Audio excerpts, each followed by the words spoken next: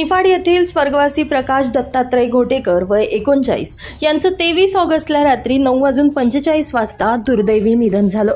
मात्र स्मशानभूमीकडे जाणारा रस्ता उपलब्ध नसल्यानं त्यांची अंत्ययात्रा रखडली आणि मृतदेह 14 तास घरातच ठेवावा लागला। यामुळे रस्त्यांसाठी जिवंतपणी संघर्ष आणि मृत्यूनंतरही हेंडसाल अशा शब्दात कोळगावातील ग्रामस्थ आणि नातेवाईकांनी आपला संताप व्यक्त केलाय। स्वर्गवासी प्रकाश यांच्या निधनानंतर अंत्यविधीची तयारी सुरू झाली, पण स्मशानभूमीकडे जाणाऱ्या रस्त्याची अत्यंत दुरावस्था झाली असल्यानं रात्री चिखल तुडवत जाणं शक्य नव्हतं। यामुळे मृतदेह घरातच ठेवावा लागला। जवळपास सकाळी 12 वाजेपर्यंत नातेवाईक आणि ग्रामस्थ अंत्ययात्रेच्या प्रतीक्षेत होते। अखेर ग्रामस्थांनी ठरवून ट्रॅक्टरवरून अंत्ययात्रा काढण्यात आली। दुपारी 1 वाजता गोदावरी नदीकाठी अंत्यविधी पार पडला। या घटनेमुळे उपस्थितांच्या डोळ्यात अश्रू तर होतेच, मात्र मनामध्ये प्रशासनाविषयी रोषही होता। देवगाव ते कोळगाव या रस्त्याची अत्यंत दुरावस्था झाली आहे। या रस्त्याचं निदान खडीकरण व्हावं अशी अनेक वर्षांपासून मागणी सुरू आहे। अनेक वेळा निवेदनं देऊनही लोकप्रतिनिधी आणि प्रशासनानं याकडे दुर्लक्ष केलं। या रस्त्यासाठी मागील 3 महिन्यात गावातील तरुण, महिला आणि शालेय विद्यार्थी यांनी एकत्र येत साखळी उपोषणही केलं होतं।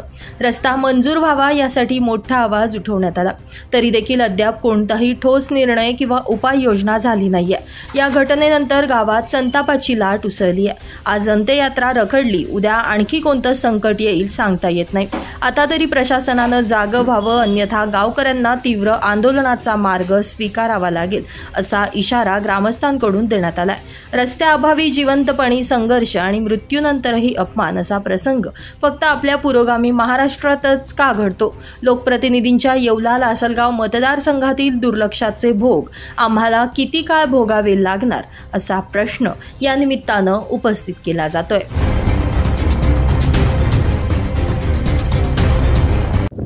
मी देवगाव कोळगाव रस्त्याला राहणारे रहिवासी आहे आणि रात्री 10 वाजता आमचा पुतण्या प्रकाश दत्तात्रय घोटेकर याचं दुःखद निधन झालेलं आहे। त्याचा अंत्यविधी नेण्यासाठी आम्हाला कुठल्या प्रकारचा रस्ता नाही। गेली 25 वर्ष आम्ही रस्त्याचा पाठपुरावा करतोय, तरी शासन याकडे लक्ष देत नाही।